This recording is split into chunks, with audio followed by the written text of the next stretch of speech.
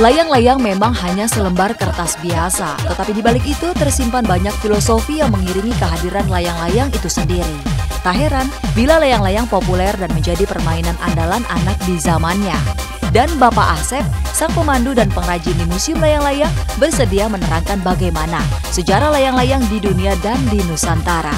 Simak saja penuturannya yang terekam kamera Cumicam berikut ini.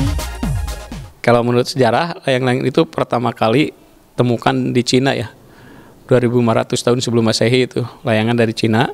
Tapi belum lama ini di Indonesia juga ditemukan layang-layang itu di Guha Muna ya, di Sulawesi Tenggara. Itu ada lukisan layang-layang. Layang-layang ini dilukisnya dari darah binatang sama getah pohon ya. Tapi orang udah terlanjur mengenal layang-layang itu pertama dari Cina. Jadi ya kalau dulu layang-layang ada yang digunakan buat perang juga bisa. Terus kalau pertama kali itu zaman purba tuh menurut sejarah layang-layang itu dibikinnya dari daun ya. Terus yang bikin itu orang purba. Jadi dia pengen mencari Tuhan sampai tinggi pakai layangan itu sampai atas, tapi tidak menemukan Tuhan. Makanya dia dilimpahkan ke lukisan itu yang ada di dalam gua itu. Kalau kita mengenalkan pengunjung ini yang ada di museum itu 3 jenis layangan. Layangan tradisional, kreasi juga 2 dimensi sama 3 dimensi. Terus yang terakhir olahraga atau sport kite. Kalau orang mengenal itu stand kite ya. Itu ada yang satu lagi layangan aduan yang biasa di kampung-kampung itu ya, yang bentuknya segi 4 ya, atau diamond ya. Itu yang pertama kali orang mengenal itu layangan itu. Tapi kalau di daerah itu ada layangan tradisional, jadi yang kita mengenalkan itu layangan yang ada di daerah aja. Daerah masing-masing ada ciri khasnya sih berdirinya ya. Sebelum berdiri museum ini dulu yang pendirinya itu Bu Endang Ernawati. Dia pencinta layang-layang, terus penyelenggara festival layang-layang.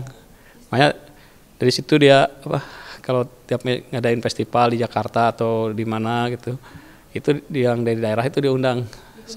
Dia kumpul di museum atau dulu masih rumah ya, kumpul di Haji Kamang ya sini ya. Nah dari situ yang dari daerah itu layangannya nggak dibawa lagi, tapi ada yang dibeli, ada yang dihadiahin ke ibu. Di situ tambah banyak, bikin galeri layang-layang.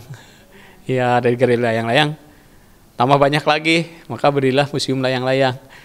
Tepatnya itu tanggal 21 Maret 2003. Dan ingin tahu seperti apa layang-layang khas beberapa daerah di Nusantara? Berikut liputannya. Nah ini layang-layang yang dari daun ya. Ini dibikinnya dijahit pakai bambu. Iya, ini daunnya namanya daun gadung.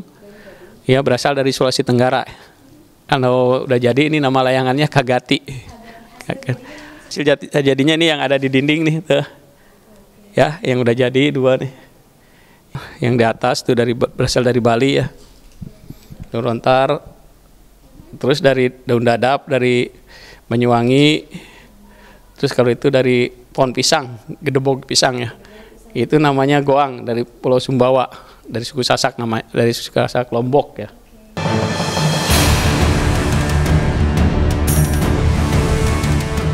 Musibah melanda Jenny Cortez, selengkapnya hanya di Cumicam.